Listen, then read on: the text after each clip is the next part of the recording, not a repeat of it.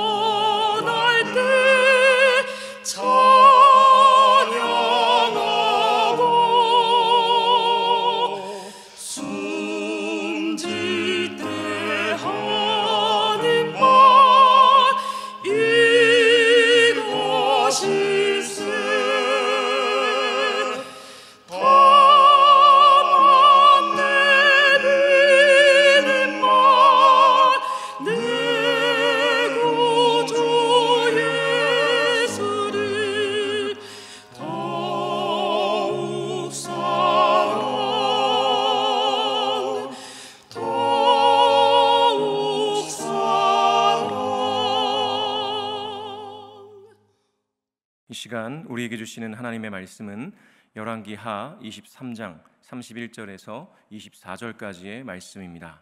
제가 봉독하겠습니다. 여호아하스가 왕이 될 때에 나이가 23세라 예루살렘에서 석 달간 다스리니라. 그의 어머니의 이름은 하무달이라 림나 예레미야의 딸이더라. 여호아하스가 그의 조상들의 모든 행위대로 여호와 보시기에 악을 행하였더니 바로 느고가 그를 하마 땅 리블라에 가두어 예루살렘에서 왕이 되지 못하게 하고 또 그 나라로 은 100달란트와 금 1달란트를 벌금으로 내게 하고 바로 느고가 요시야의 아들 엘리야김을 그의 아버지 요시야를 대신하여 왕으로 삼고 그의 이름을 고쳐 여호야김이라 하고 여호아하스는 애굽으로 잡아갔더니 그가 거기서 죽으니라. 여호야김이 은과 금을 바로에게 주니라. 그가 바로 느고의 명령대로 그에게 그 돈을 주기 위하여 나라에 부과하되 백성들 각 사람의 힘대로 액수를 정하고 은금을 징수하였더라. 여호야김이 왕이 될 때에 나이가 25세라 예루살렘에서 11년간 다스리니라. 그의 어머니의 이름은 스비다라 루마 부다야의 딸이더라. 여호야김이 그의 조상들이 행한 모든 일을 따라서 여호와 보시기에 악을 행하였더라. 여호야김 시대에 바벨론의 왕 느부갓네살이 올라오매 여호야김이 3년간 섬기다가 돌아서 그를 배반하였더니 여호와께서 그의 종 선지자들을 통하여 하신 말씀과 같이 갈대아의 부대와 아람의 부대와 모압의 부대와 암몬 자손의 부대를 여호야김에게로 보내 유다를 쳐 멸하려 하시니 이 일이 유다의 임함은 곧 여호와의 말씀대로 그들을 자기 앞에서 물리치고자 하심이니 이는 므낫세의 지은 모든 죄 때문이며 또 그가 무죄한 자의 피를 흘려 그의 피가 예루살렘에 가득하게 하였음이라. 여호와께서 사하시기를 즐겨하지 아니하시니라. 여호야김의 남은 사적과 행한 모든 일은 유다 왕 역대 지략에 기록되지 아니하였느냐.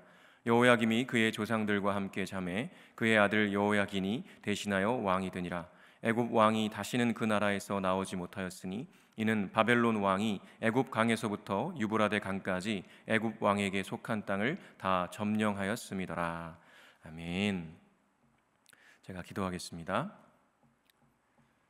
거룩하신 하나님, 날마다 주님의 은혜와 사랑으로 우리를 지키시고 보호해 주셔서 감사합니다.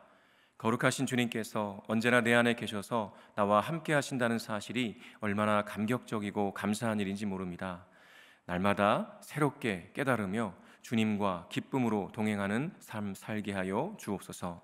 이 깨어진 세상 속에서 살아가다 보면 때로 죄의 유혹, 세상의 유혹 앞에서 흔들릴 때가 있습니다. 그러한 순간에 나와 함께 하시는 주님을 바라보게 하시고 진리의 말씀을 떠오르게 하셔서 능히 그 유혹을 이겨내고 거룩하고 순결하게 믿음의 삶을 살아내게 하여 주옵소서.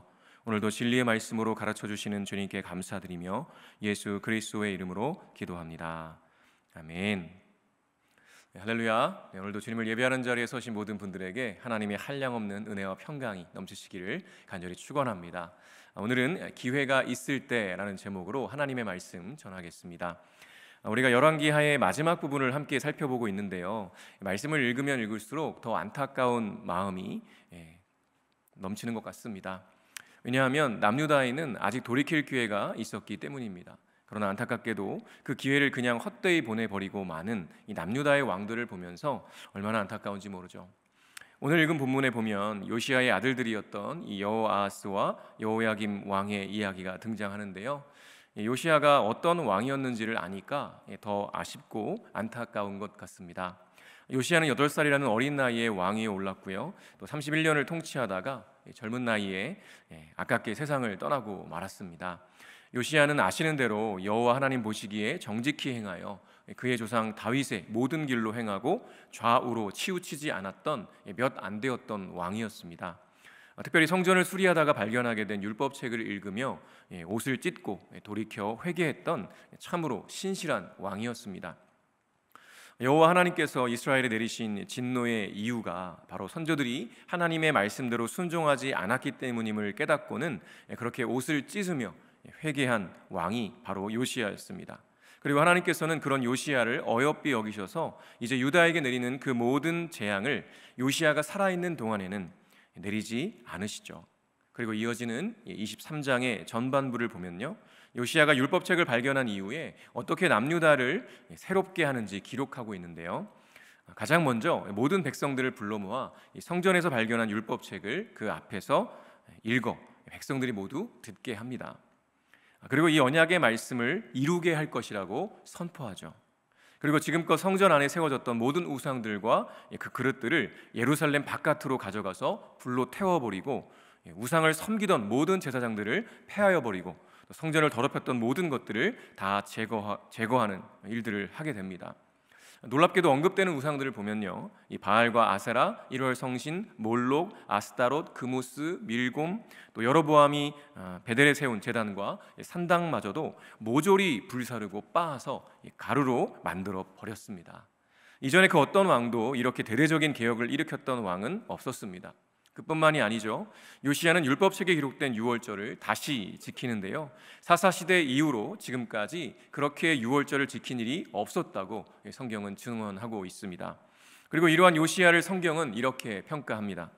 열왕기하 23장 25절에서 27절인데요 요시야와 같이 마음을 다하며 뜻을 다하며 힘을 다하여 모세의 모든 율법을 따라 여호와께로 돌이킨 왕은 요시야 전에도 없었고 후에도 그와 같은 자가 없었더라. 그러나 여호와께서 유다를 향하여 내리신 그 크게 타오르는 진노를 돌이키지 아니하셨으니 이는 므낫세가 여호와를 경노하게 한 그 모든 경노 때문이라. 여호와께서 이르시되 내가 이스라엘을 물리친 것 같이 유다도 내 앞에서 물리치며 내가 택한 이 성 예루살렘과 내 이름을 거기에 두리라 한 이 성전을 버리리라 하셨더라. 요시야는 전무후무한 신실한 왕이었음을 알 수 있습니다. 그렇지만 안타깝게도 요시야의 회개와 개혁이 있었음에도 유다를 향하여 내리신 하나님의 진노는 돌이키지는 않으시는데요. 그것은 요시야가 안타깝게 죽은 이후의 일들을 보면 아주 명확하게 알 수 있습니다. 그것이 바로 오늘 우리가 함께 읽은 본문의 내용입니다. 요시야는 아수르를 도와 애굽의 바로 느고의 계획을 방해하려다가 무깃도에서 젊은 나이에 그만 죽게 됩니다. 그리고 그에게는 4명의 아들이 있었는데요, 백성들이 그의 넷째 아들인 여호아하스를 왕으로 세우죠. 그러나 바로 느고가 전쟁을 치르고 애굽으로 돌아가는 도중에 유다 백성들이 세운 이 여호아하스를 폐위하고 요시야의 둘째 아들이었던 엘리야김을 왕으로 세우게 됩니다. 그리고 엘리야김의 이름도 여호야김으로 바꾸게 되죠. 그렇게 여호아하스는 3개월 만에 폐위되었고요, 여호야김은 애굽의 꼭두각시 왕으로 전락하게 된 것입니다.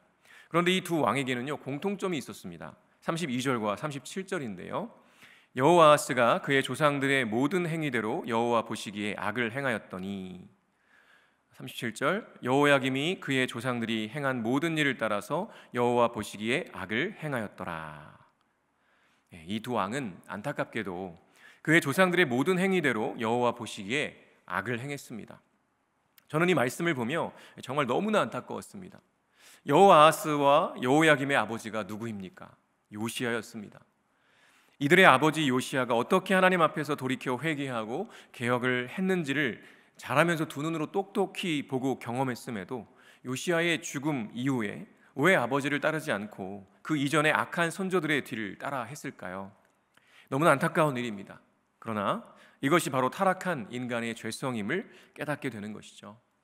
여호야김이 어떻게 하나님을 배반하고 자신의 욕심에 따라 사는지 24장에 잘 나타나 있습니다. 24장 1절부터 4절인데요, 여호야김 시대에 바벨론의 왕 느부갓네살이 올라오매 여호야김이 3년간 섬기다가 돌아서 그를 배반하였더니 여호와께서 그의 종 선지자들을 통하여 하신 말씀과 같이 갈대아의 부대와 아람의 부대와 모압의 부대와 암몬 자손의 부대를 여호야김에게로 보내 유다를 쳐 멸하려 하시니, 이 일이 유다의 임함은 곧 여호와의 말씀대로 그들을 자기 앞에서 물리치고자 하심이니, 이는 므낫세의 지은 모든 죄 때문이며 또 그가 무죄한 자의 피를 흘려 그의 피가 예루살렘에 가득하게 하였음이라. 여호와께서 사하시기를 즐겨하지 아니하시니라. 1절에 보면 여호야김이 바벨론의 왕 느부갓네살을 3년간 섬기다가 돌아서 그를 배반했기에 느부갓네살이 유다로 쳐들어왔다고 기록합니다. 당시 바벨론의 느부갓네살이 애국과의 전투에서 패배한 적이 있었는데요, 그러자 여호야김은 3년간 바벨론을 섬기다가 곧바로 마음을 돌이켜 배반하고 애굽을 섬기기로 한 거죠. 그래서 느부갓네살이 아람, 모압, 암몬의 부대와 함께 유다에 쳐들어오게 되었던 것입니다. 하나님께서는 예레미야를 통해서 이 바벨론을 들어서 유다를 심판하실 것임을 말씀하셨고요, 그들에게 항복하고 포로로 끌려가 정해진 때까지 복역하라고 말씀하셨습니다. 그러나 여호야김은 하나님의 말씀을 듣지 않았던 것이죠. 그저 자신의 욕심과 욕망으로 잠시 애굽이 승리하는 것 같으니까 하나님의 말씀을 어기고 애굽에 붙어버립니다. 아버지 요시야와는 달리 하나님이 아니라 바벨론과 애굽이라는 강대국의 눈치를 보며 더 두려워했고요, 또 어떻게 하면 자신의 권력을 유지할 수 있을지에 골몰하며 버렸던 이 어리석음의 극치였던 것입니다. 여호아하스와 여호야김에게는 아버지 요시야의 눈부신 개혁의 불꽃을 이어갈 마음도 하나님을 향한 믿음도 없었던 것입니다. 오직 자신들의 권력을 유지하고자 하는 욕망만이 가득했던 것이죠. 그리고 그들이 그렇게 하나님을 배반하고 자신들의 욕망을 따를 것임을 하나님께서는 이미 알고 계셨습니다. 그래서 이미 요시야 때에도 유다를 향한 진노를 돌이키지 않으시겠다고 말씀하셨던 것입니다. 므낫세가 55년 유다를 통치하며 벌였던 악은요, 또 여로보암의 죄와 괴를 같이 했죠. 즉 여로보암과 므낫세가 여호와 하나님을 섬긴다고 하면서도 각종 이방 우상들을 섬기며 성전을 더럽히고 백성들을 불신앙과 우상 숭배로 이끌어갔던 그 죄는요 너무나 심각했기에 하나님께서 그 진노를 거두지 않으셨던 것입니다. 그리고 그것은 요시야라는 걸출한 믿음의 사람이 있었음에도, 그래서 한 줄기 소망을 발견했음에도 그의 아들들의 돌이키지 않는 그 모습 가운데 너무나도 명확하게 드러나고 있음을 보게 됩니다. 여러분, 사실 이 세상의 심판은 이미 정해져 있습니다. 여로보암과 므낫세의 극악한 죄로 인해 북이스라엘과 남유다를 향한 하나님의 진노가 거두어지지 않은 것처럼, 하나님께서는 우리가 살아가고 있는 이 죄로 가득한 세상을 반드시 심판하실 것입니다. 그것은 이미 정해진 것입니다. 그러나 감사한 것은요, 요시야처럼 그럼에도 하나님께로 돌이켜 회개하고 하나님의 말씀에 순종하며 나아가는 사람들, 즉 예수 그리스도께서 우리를 위해 이제까지 행하셨고 지금도 행하고 계시며 앞으로도 행하실 그 모든 일들을 전인격적으로 인정하고 믿음으로 받아들이는 이들에게는요, 구원의 기회를 열어주셨다는 것입니다. 여호아스와 여호야김은 아버지 요시야를 통해 하나님께서 주신 기회가 있다는 것을 보았음에도 그 기회를 그냥 흘려보냈습니다. 그저 자신의 욕망과 욕심을 이루기 위해 하나님께서 허락하신 기회마저도 그냥 버려버린 것이죠. 그로 인하여 그들 자신뿐만 아니라 온 유다 백성이 모두 함께 고통 속으로 나아가게 되어버렸습니다. 얼마나 어리석고 비참한 모습인지 모릅니다. 그러면 저와 여러분은 어떤가요? 하나님께서 저와 여러분에게도 동일하게 말씀하고 계십니다. 성경의 요시야와 여호아스, 여호야김의 이야기를 기록하신 것은요, 바로 저와 여러분이 하나님께서 허락하신 기회를 놓치지 않고 붙잡기를 바라시기 때문입니다. 그래서 요시야처럼 그 고통의 때를 면하여 하나님 나라에 들어오라고 초청하시는 것이죠. 이 은혜의 기회가 있을 때 그 기회를 꼭 붙드시기를 간절히 바랍니다. 눈에 보이지 않고 손에 잡히지 않는다고 해서 살아계신 하나님의 통치와 다스리심을 무시하는 어리석음을 범하지 마십시오. 우리 하나님은 오늘도 저와 여러분을 집중하여 바라보고 계십니다. 우리 삶의 모든 순간을 함께 하시며 우리가 주님이 주신 은혜의 기회를 붙잡고 그렇게 하나님을 사랑하고 그분을 예배하며 그분의 뜻대로 이 깨어진 세상을 새롭게 하는 믿음의 삶을 살아내기를 간절히 바라고 계시는 거죠.